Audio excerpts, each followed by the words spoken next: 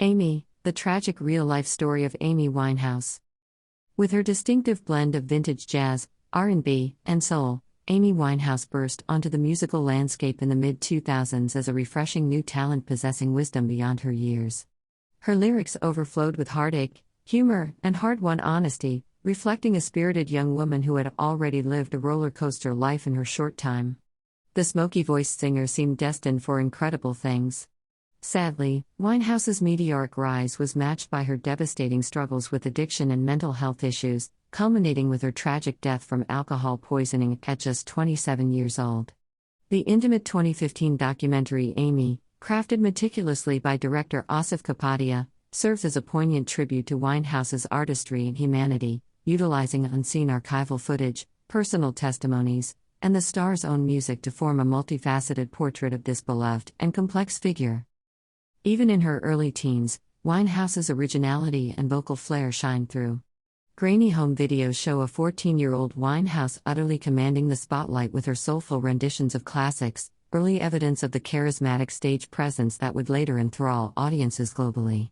Her obvious gifts caught the attention of record labels, though initially she preferred to pursue music on her own terms, fronting a jazz combo and immersing herself in the music of idols like Dinah Washington. Her critically praised 2003 debut Frank introduced her retro-contemporary sound, but it was her 2006 follow-up Back to Black that made her a full-blown phenomenon. The album highlighted her eclectic influences and stories of messy relationships, propelled by her gritty, powerhouse voice and strikingly personal songwriting. Singles like The Defiant Rehab and Melancholy Love Is a Losing Game connected with millions. This meteoric success, however, came coupled with intense media scrutiny and Winehouse's own worsening dependencies on drugs and alcohol. The film bravely delves into the darker side of Winehouse's journey to stardom, not glossing over her struggles with bulimia, depression, and abusive romantic relationships. It shows her once vivacious spirit growing erratic and violent under the influence of substances, leading to stints in rehab facilities and psychiatric hospitals. Heartbreakingly, those close to her were often unable or unwilling to intervene, leaving her vulnerable to enablers and parasitic hangers-on. Rather than gloss over the darker periods that followed, Kapadia's documentary insightfully examines the complex set of factors that contributed to Winehouse's decline even at the peak of her fame. Bulimia, self-harm, abusive relationships, and crippling drug and alcohol addiction plagued her increasingly disrupted life. Kapadia gives space to Winehouse's friends and family, who cogently describe the way loved ones, the media, and the music industry failed to protect such a vulnerable soul. Winehouse herself is a harrowing, humorous, and ultimately heartbreaking guide through these years thanks to extensive footage and recordings. One cannot help but mourn the beautiful human being so unfairly trapped behind her trauma and addiction. In its nearly 2-hour runtime, Amy pays respectful homage not just to Winehouse's creativity but her sincerity. Even when delivering acerbic lyrics or an off-color joke, her warmth radiates through.